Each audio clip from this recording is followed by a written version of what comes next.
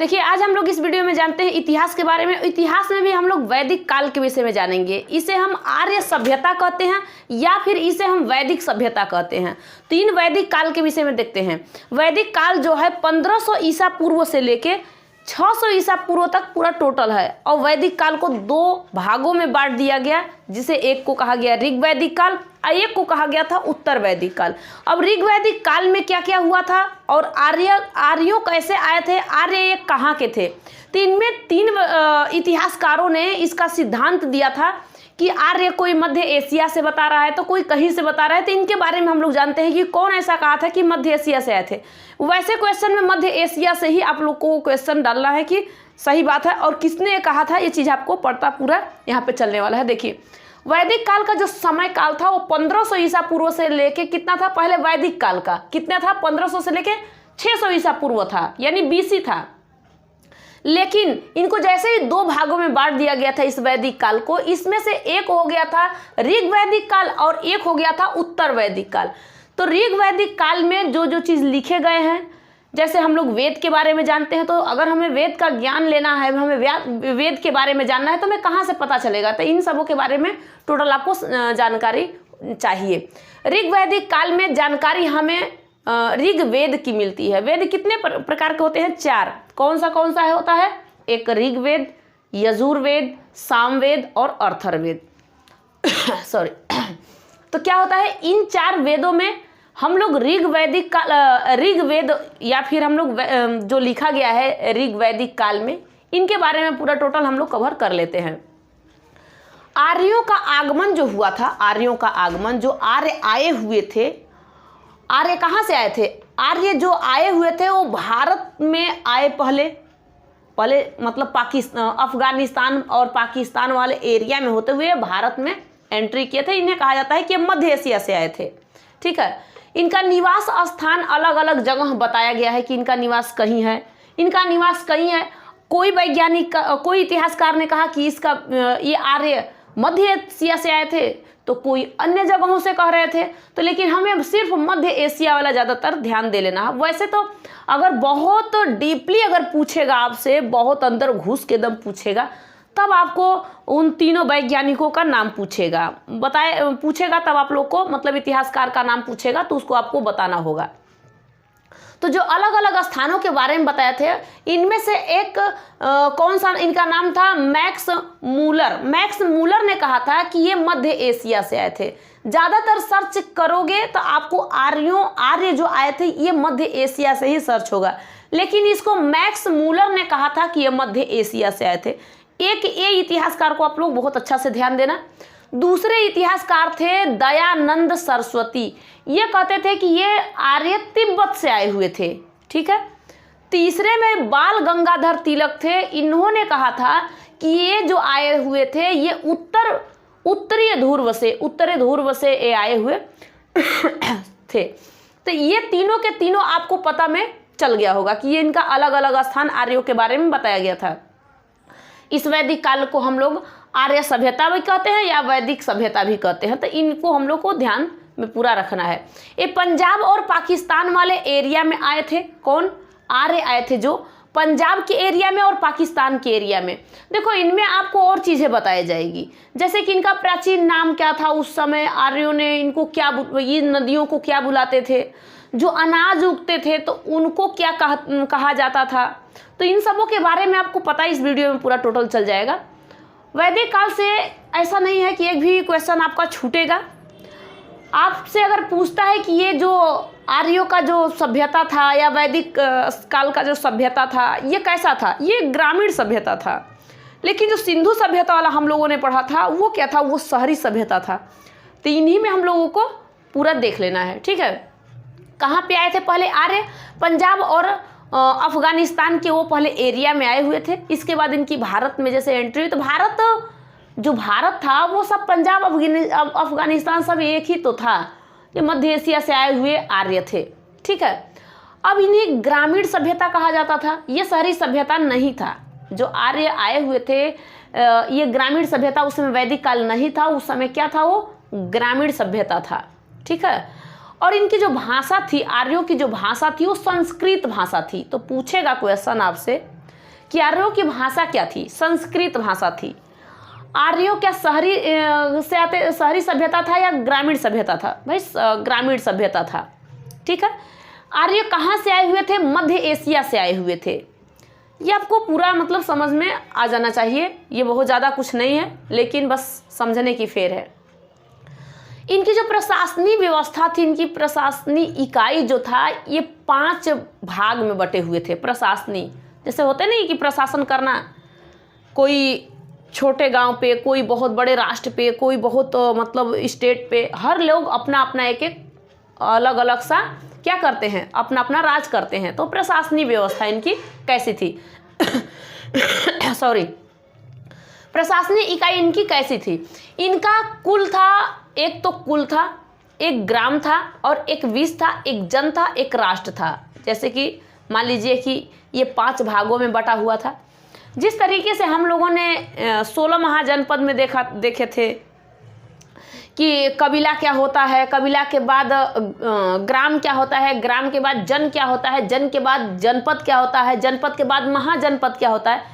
इसी तरीके जो आर्यों का प्रशासनिक इकाई था, ये भी बटा हुआ था। ये भी 5 भाग में बटा हुआ था, जिसको कुल कहा गया, ग्राम कहा गया और विष कहा गया, जन कहा गया, राष्ट्र कहा गया। ये 5 भाग में बटे हुए थे। इसके बाद जब आप लोग वैदिक काल में, जो मैं वैदिक काल का वीडियो आप लोग के लिए बना चुकी हूँ, जिसको आप देख चुके हो, तो उस वैदिक काल में जो 600 ईसा पूर्व से था, 600 ईसा पूर्व से वो आगे चलता गया। जो 16 महाजनपदों के विषय में आपने पढ़ा था, यहाँ पे हम लोगों को सिर्फ इन आर्यों के विषय में देख लेना है। समझ में आ रहा है? ये जो वेद थे, ये वेद कितने थे? वेद टोटल 4 थे। वेद कितने थे? 4 थे। इनमें से सबसे प्राचीन जो वेद था, अगर प्राचीन वेद पूछेगा तो आपको ऋग वेद कहना है। प्राचीन वेद कौन सा है? ऋग वेद है। ऋग वेद में जो मंडल है टोटल, जो ऋग वेद है ना, ये 4 वेद हुए। 4 वेद में से जो सबसे प्राचीन वेद ऋग वेद है, इनमें कितने मंडल हैं? इनमें मंडल की संख्या 10, इनमें सूत्रों की संख्या 1028 है। इसमें संरचनाएं की जो संरचनाएं होती हैं उसमें 1462 है। और जो मान लीजिए कि मंडल है, तीसरे में गायत्री मंत्र की इसमें रचना किया गया है। और इस रचनाकार कौन है? विश्वामित्र हैं। गायत्री मंत्र का जो रचना किए थे, इस रचनाकार का नाम जो है वो क्या नाम है उनका? विश्वामित्र है। विश्वामित्र इनका नाम है। तो ये देखो, ये सोचो कि आपको कितने अच्छे अच्छे यहाँ से टॉपिक मतलब ये पकड़ में आ रहा है और कितने अच्छे से आप सीख सकते हो। ठीक है। यजुर्वेद, अब आ जाओ यजुर्वेद देख लेते हैं। पहले यहाँ पे देखे आपने क्या? सबसे प्राचीन वेद कौन सा? ऋग्वेद। प्राचीन वेद का मंडल कितने हैं भैया? 10 मंडल है। मतलब प्राचीन वेद में ऋग्वेद का जो मंडल है 10 मंडल है। सूत्र कितने हैं? 1028। संरचनाएं कितने हैं? इसमें 1462। और इसमें कुल मंत्र कितने हैं? इसमें मंत्र भी पूछतेगा। देखो इसमें मंत्र तो बहुत ज़्यादा हैं, लेकिन ज़्यादा मंत्र का हम लोग यूज नहीं करते हैं। पूरे मंत्र का हम लोग यूज नहीं करते हैं। जितने का करते हैं, जैसे कि गायत्री मंत्र है, गायत्री मंत्र है ना, ये कहाँ से? ये ऋग्वेद में आपको तीसरे मंडल में मिलेगा। तो पूछ सकता है कि गायत्री मंत्र किस वेद का है? तो ऋग्वेद का है। कौन से उसके मंडल का है? तीसरे मंडल का है। और यहाँ पे कुल उसमें मंत्र कितने हैं? ऋग्वेद में कितने टोटल मंत्र है? मंत्र है 1580 इसमें मतलब मंत्र, और सूत्र इसमें पूरा टोटल आपको मिलेगा। सूत्रों की संख्या 1462। ये सूत्र हैं जो यहाँ पे सूत्र हैं, रचनाएं जो सूत्र हैं 1462 है। क्या है इसका? अब वेद कितने हैं? 4। लेकिन पुराण कितने हैं? पूरा 18 पुराण है। और उपनिषद क्या है? उपनिषद 108 है। इन उपनिषद में, इस उपनिषद का मतलब क्या होता है? गुरु के समीप बैठकर जो ज्ञान लेता है उसे ही उपनिषद कहा जाता है। गुरु के समीप जो बैठकर ज्ञान ले उसे ही कहा जाता है उपनिषद। तो उपनिषद की संख्या 108 है। टोटल कितने हैं? 108 हैं। इसके बाद हम देखते हैं यजुर्वेद। यजुर्वेद को हम लोग यज्ञों से, मतलब इसमें यजुर्वेद में यज्ञ के बारे में बताया गया है और बलिदान की इसमें विधियां बताई गई है और यज्ञ की विधियां बताई है। तो यजुर्वेद से आपको यज्ञ समझ में आएगा कि इसमें यज्ञ दिया गया है और बलिदान दिया गया है। सामवेद में आपको साम मतलब शाब्दिक अर्थ है गान। साम मतलब साम का शाब्दिक अर्थ क्या है? गान है, गान। तो ये संगीत से रिलेटेड है, यानी संगीत का ये स्रोत है, इसका संगीत का स्रोत है। ये संगीत यहाँ पे इसमें संगीत के बारे में बताया गया है सामवेद में। अर्थर्वेद, अर्थर्वेद का मतलब है 4 वेद, आपको समझ में आया ना? ऋग्वेद, यजुर्वेद, सामवेद, अर्थर्वेद। इस अर्थर्वेद में जो ऋषि द्वारा रचित मंत्र था 731 मंत्र था, और पद इसमें 6000 पद था। ये जो अर्थर्वेद था ये चिकित्सा से, जादू टोना से, ये सब से माना जाता था। इसे वशीकरण भी कहते हैं। इसमें वशीकरण भी होता था अर्थर्वेद में। इसमें जादू टोना का भी दिया गया है, वर्णन किया गया। इसमें ऐसा कोई सा चीज़ नहीं जो आपको यहाँ पे वर्णन नहीं किया गया। अब इसके बाद में आता है वेदांग। वेदांग क्या होता है? वेदांग टोटल 6 होते हैं। वेदांग कितने होते हैं? 6 होते हैं। ऋग वैदिक काल में समाज 4 वर्णों में बटा था। ऋग वैदिक काल में जो समाज था उस समय 4 वर्णों में बट गया था, जिसमें से ब्राह्मण, क्षत्रिय, वैश्य, शूद्र, सब वो जो उनके काम करते थे ना, तो उसके आधार पर, मतलब कि अब एक ही परिवार में अगर कोई व्यक्ति, एक परिवार में कोई व्यक्ति है, मतलब उसी में ब्राह्मण भी पाया जाएगा, एक ही परिवार के ब्राह्मण भी होगा, यानी वो अगर पढ़ाता है, ज्ञान देता है, ब्राह्मण है।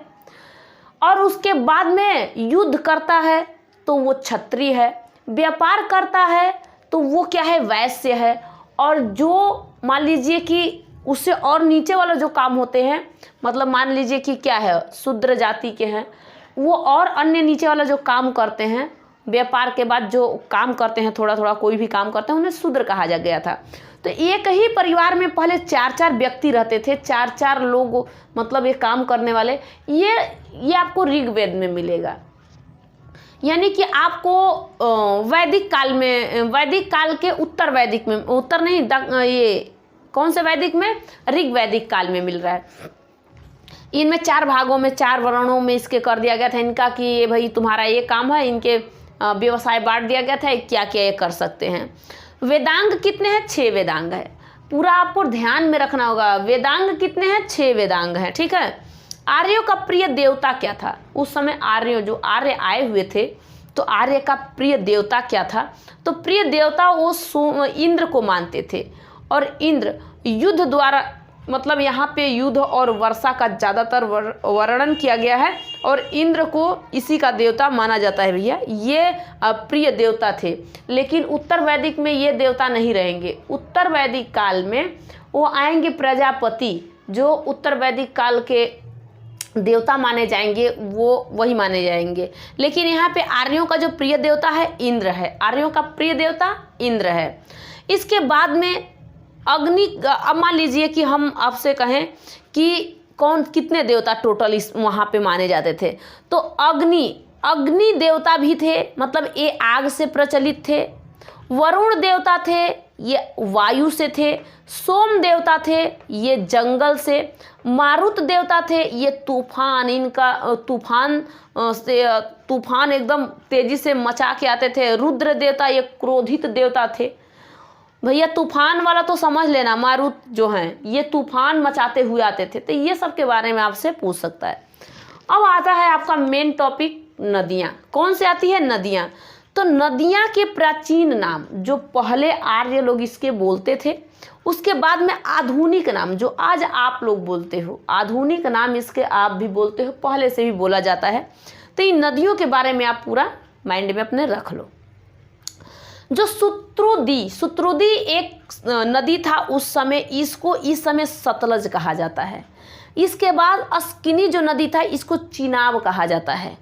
उस समय प्राचीन नाम इसका था विपाशा। विपाशा का प्राचीन नाम था, इस समय इसे व्यास नदी कहा जाता है। ज़्यादातर आपको इस विपाशा नदी के बारे में पूछेगा कि विपाशा नदी का प्राचीन, मतलब कि व्यास नदी का प्राचीन नाम क्या था?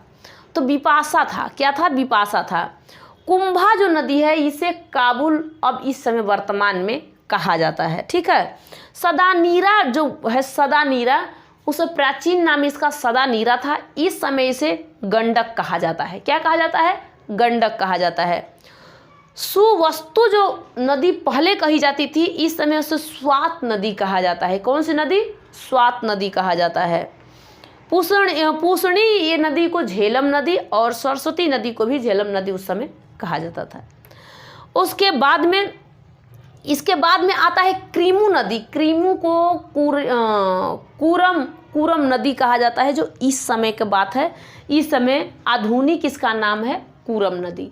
अब हम लोग इनके कुछ और चीज़ों को देख लेते हैं।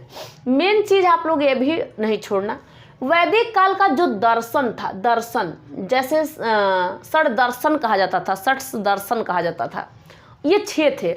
क्या थे? 6 थे। इसका मतलब होता क्या है कि वेद और उपवेदों को पढ़कर 6 ऋषियों ने अपना दर्शन दिया था। मतलब दर्शन दिया, अपना षष्ठ दर्शन बनाया। उन्होंने क्या किया था? सांख्य दर्शन को लिखने वाला जो कवि था, इतिहासकार यानी कि ऋषि थे, इनका नाम कपिल था। इनका नाम क्या था? कपिल ऋषि। इन्होंने सांख्य दर्शन को लिखा था। सांख्य दर्शन को किसने लिखा था? कपिल ऋषि ने लिखा था। न्याय दर्शन को किसने लिखा था? गौतम ऋषि ने। न्याय दर्शन को किसने लिखा था? गौतम ऋषि ने। योग दर्शन को किसने लिखा था? पतंजलि ने। पतंजलि, यहाँ पे पतंजलि लिखना था, ठीक है, पतंजलि। यहाँ पे योग दर्शन की जो है वो पतंजलि हैं। पतंजलि ऋषि थे जो योग दर्शन के बारे में बताए हैं। योग करने के लिए आज भी पतंजलि बहुत ज़्यादा फेमस है। आपको पता नहीं है कि इन्होंने बताया था योग दर्शन, किस तरीके से योग करना चाहिए। न्याय दर्शन गौतम ऋषि ने बता दिया। सांख्य दर्शन कपिल ऋषि ने बता दिया। वैशेषिक दर्शन जो था इसे कणाद ऋषि ने कहा था। उत्तर मीमांसा जो लिखे थे ये थे बाद नारायण ऋषि ने उत्तर मीमांसा को लिखा था। पूर्वी मीमांसा को जैमिनी ऋषि ने लिखा था। पूर्वी मीमांसा को, ये समझ में आपको आ रहा है कि नहीं आ रहा है? आना तो चाहिए। अब आर्यों का व्यवसाय क्या था? उस समय आर्यों का व्यवसाय क्या था ये भी देख लेते हैं। उनके पास मुख्य व्यवसाय जो था पशुपालन था। सबसे ज़्यादा मुख्य व्यवसाय उनका पशुपालन वो करते थे। उनके प्रिय पशु कौन सा था? प्रिय पशु अगर पूछता है तो प्रिय पशु घोड़ा था। प्रिय पशु घोड़ा था। गाय को वो अधन्य मानते थे। वो कहते थे कि ये गाय को नहीं मारना चाहिए, ये गाय को अधन्य मानते थे, इसे नहीं आपको मारना चाहिए। ये दो आज भी हम लोग माता के तौर पे इन्हें मानते हैं और कल भी इनको माना जाता था वैसे ही। समझ में आ रहा है? इनकी महत्वपूर्ण नदी कौन सी थी? सबसे महत्वपूर्ण सरस्वती नदी थी। इसका नाम क्या था? सरस्वती नदी। आर्यों की महत्वपूर्ण नदी का नाम सरस्वती नदी था। समाज उस समय का आर्यों का जो समाज था वो पितु प्रधान था। जिस तरीके से मतलब पिता के नाम से किसी को जाना जाता है तो पितु प्रधान था। ऋग्वेद में नदियों की चर्चा कितनी बार है? आप बताइए। जो नदी है वो कोई नदी है कि ऋग्वेद में उन नदियों का नाम कितने बार रखा गया है। जैसे मान लीजिए गंगा है, तो जो ऋग्वेद है, इस ऋग्वेद में गंगा नदी की 1 बार चर्चा किया गया है। कितनी बार चर्चा किया गया है? मात्र 1 बार ऋग्वेद का चर्चा इसमें किया गया है। यमुना नदी जो है, यमुना नदी की चर्चा इसमें मात्र 3 बार ऋग्वेद में किया गया है। यह पूछेगा क्वेश्चन, बहुत इंपॉर्टेंट क्वेश्चन है। सब में से मैं आपको ये बता रही हूँ क्योंकि ये सारे पूछे गए हुए हैं, इसलिए मैं आपको बता रही हूँ। सिंधु नदी जो है, सिंधु नदी का नाम ऋग्वेद में सर्वाधिक बार लिया गया है। कितने बार? बहुत बार नाम सिंधु नदी का लिया गया है ऋग्वेद वाले में। ठीक है, यहाँ पे आप लोगों को सिर्फ ऋग्वेद से रिलेटेड बात को पता चला है। अभी आपको बताना है कि उस समय का जो हम लोग अनाज का नाम आज बोलते हैं कि अनाज, ये गेहूँ है, चावल है, ये मसूर है, ये दाल है, मतलब अरहर है, किसी के बारे में जो हम आज नाम लेते हैं उनका प्राचीन नाम क्या था वो भी हम लोग समझ लेते हैं। पहले एक बार हम इसे देख लें। एक बार ऋग्वैदिक काल हम लोग 1500 से लेके 1000 ईसा पूर्व तक जानते हैं। अब वैदिक काल को हम लोग 1500 ईसा पूर्व से लेके 600 ईसा पूर्व तक टोटल जानते हैं। वैदिक काल में वैदिक काल को 2 भागों में बांट दिया गया था। एक था ऋग वैदिक काल और एक था उत्तर वैदिक काल। तो ऋग वैदिक काल में आर्य आए थे, इसे आर्यों का सभ्यता भी कहा जाता था, इसे यह वैदिक काल का सभ्यता भी कहा जाता था। ये आपको नहीं भूलना है। जिस तरीके से आपने जो आप लोग महाजनपद पढ़े थे, 16 महाजनपद, तो उस महाजनपद को कैसे पढ़ लिए?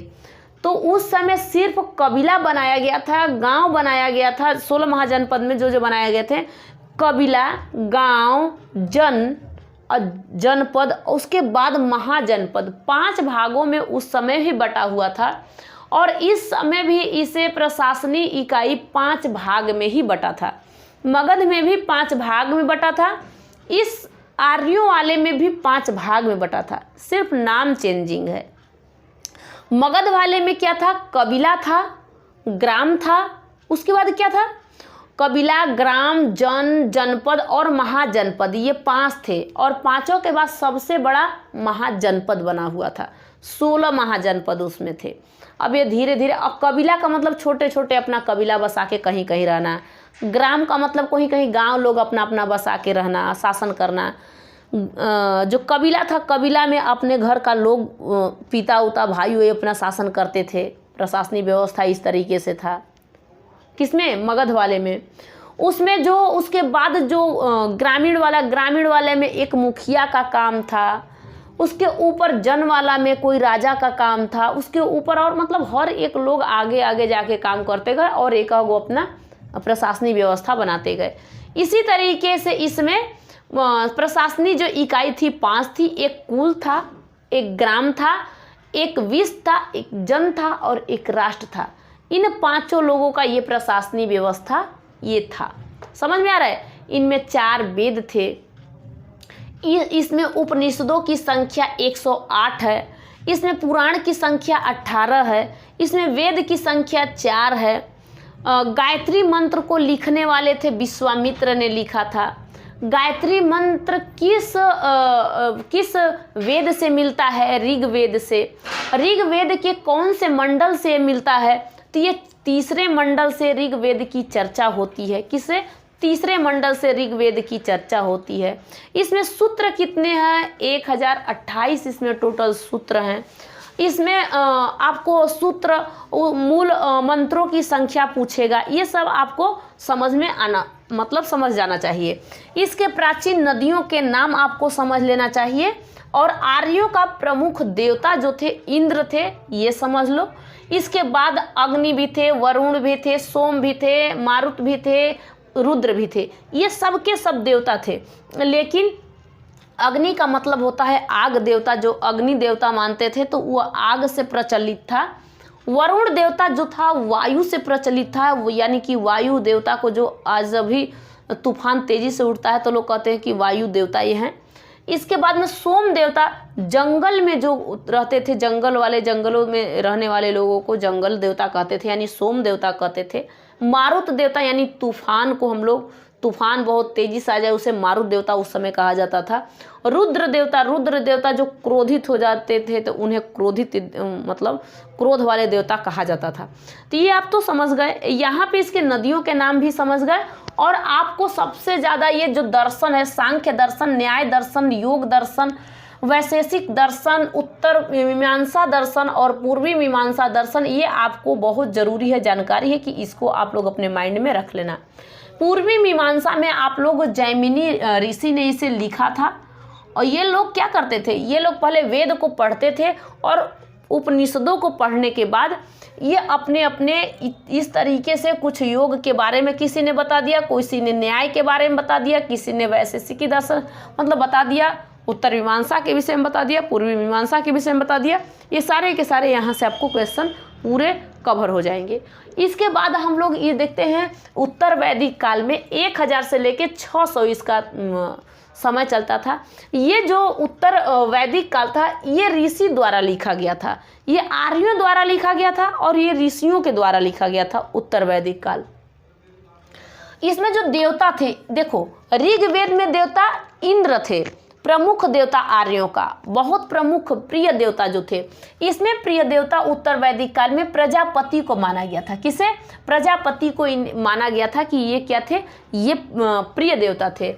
यहाँ पे आपको इनके व्यवसाय के अनुसार इनका धर्म मान लिया जाता था, जाति मान चाहे कुछ भी, इनके व्यवसाय के अनुसार इनके बताया जाता था। यहाँ पे क्या था, इनका वर्णन हुआ था जन्म के अनुसार पे। उत्तर वैदिक काल में जन्म, जो आपका जन्म जिस मतलब कि कास्ट में हुआ है, किस चीज़ में हुआ है, आपका गोत्र क्या है, तो मेन होता है गोत्र के अनुसार यहाँ पे आएगा आपका। यहाँ गोत्र नहीं पकड़ता था, यहाँ गोत्र के अनुसार भी आ सकता है कि आपका जो गोत्र है उसी गोत्र के अनुसार आपका पद, जैसे कि आप पांडे हो, मुस्लिम हो, कुछ भी हो, खान हो, कुछ भी हो, इसके अनुसार ये लेके चलता था। सिख हो, ईसाई हो, धर्म ये आपका क्या है उसी के अनुसार वो आपका बेटा भी वही बनेगा।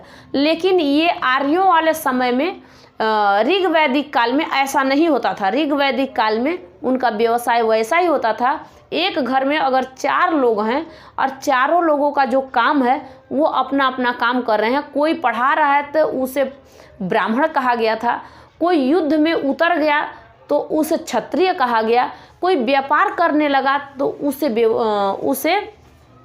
उसे क्या कहा गया था, ब्राह्मण के बाद क्या है क्षत्रिय, क्षत्रिय के बाद में वैश्य, उसे वैश्य कहा गया, उसके बाद में शूद्र कहा गया। तो उसके बाद में जो व्यक्ति और छोटा काम करने लगा उसे शूद्र काम बताया गया कि ये शूद्र है, कोई व्यापारी हो गया। अब यहाँ पे ऐसा नहीं था, यहाँ पे जन्म के अनुसार काम को कराया जाता था। और यहाँ पे इसका जन्म जैसे ही हो गया कि ये ब्राह्मण जाति में जन्म हुआ तो उत्तर वैदिक में जन्म के अनुसार यहाँ पे काम होना ही स्टार्ट हो गया था। ठीक है, अब यहाँ के हम लोग अनाजों के विषय में देख लेते हैं कि पहले का अनाज क्या था, अब का यहाँ पे अनाज क्या है। तो अनाजों के विषय में हम लोग देख लेते हैं। ठीक है, यहाँ पे हम लोग जो पहले वहाँ पे उड़द था, उड़द को उस समय मांड कहा गया था। क्या कहा गया था? मांड कहा गया था। मूंग को क्या कहा था? मुगदम कहा गया था। मूंग को मुगदम कहा गया था।